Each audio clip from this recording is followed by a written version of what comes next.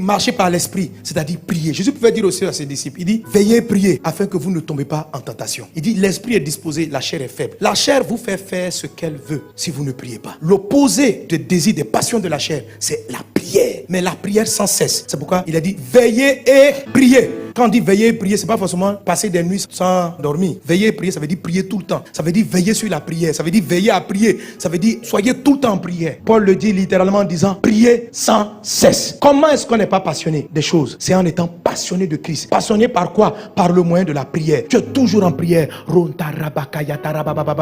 En Luc 21, je crois verset 36, Jésus dit ceci. Veillez donc et priez en tout temps. Cultivez la prière sans cesse. Quand tu dors, prie. Dans ton sommeil, prie. Quand les cauchemars arrivent, prie. Tu te réveilles le matin, prie. Avant de prendre ton petit déjeuner, prie. Au milieu du petit déjeuner, prie. À la fin du petit déjeuner, prie. Avec tes enfants, prie. Lève-toi, prie. Dans ta voiture, prie. Quand tu n'as pas envie de prier, prie. Quand tu as envie de prier, prie. Prie, prie. Alléluia, prie.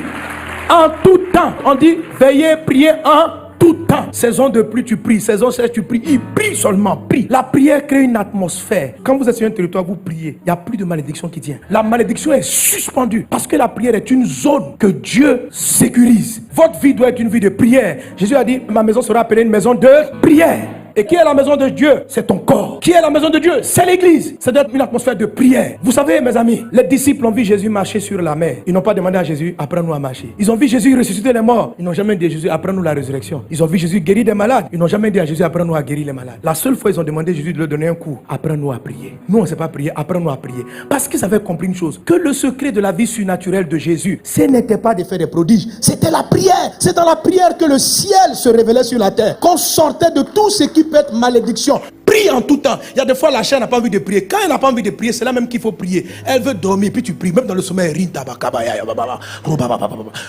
tu pries. Tu te réveilles, tu es en forme, tu pries. Tu as sommeil, tu pries. Prie. Prie. Ne justifie rien. Les disciples disent on a sommeil. Jésus dit je m'en fous. Priez. On dit mais nous on a sommeil. Laisse-nous dormir 30 minutes. On ne dort pas. Priez. Il dit mais comment on va faire? Il dit la chair est faible, l'esprit est disposé. Donc priez. Priez en langue. Priez en esprit. Prie. Dis à ton voisin prie. Tous les hommes spirituels, tous les gens de victoire prient. Et c'est la prière qui prend le temps, qui amène tous ceux qui sont dans votre entourage à être sous bénédiction. C'est comme ça que vous faites transiter la bénédiction qui est en eux. Quand vous priez, les gens qui travaillent avec vous, votre mari, si tu pries, la malédiction ne peut pas le toucher. Quelles que soient les réclamations de ses parents, toi ta maison est devenue une maison de prière. Lui il a un problème dans sa vie. Ton chauffeur, tu pries dans les voitures que tu achètes. Tu pries dans ton magasin. C'est la chair qui va te dire il ne faut pas prier, que les gens vont te prendre pour un fou. Quelle affaire de fou. Prie, sois fou même, prie. Ta nouvelle boutique tu ouvres, tu dis les gars on commence par la prière. Rinda baba, apprends à tes collègues à prier. Tu vas préserver leur vie, tu vas préserver leur famille. Ne sois pas un genre, on dit non, les gens vont penser que tu es un intello, que tu es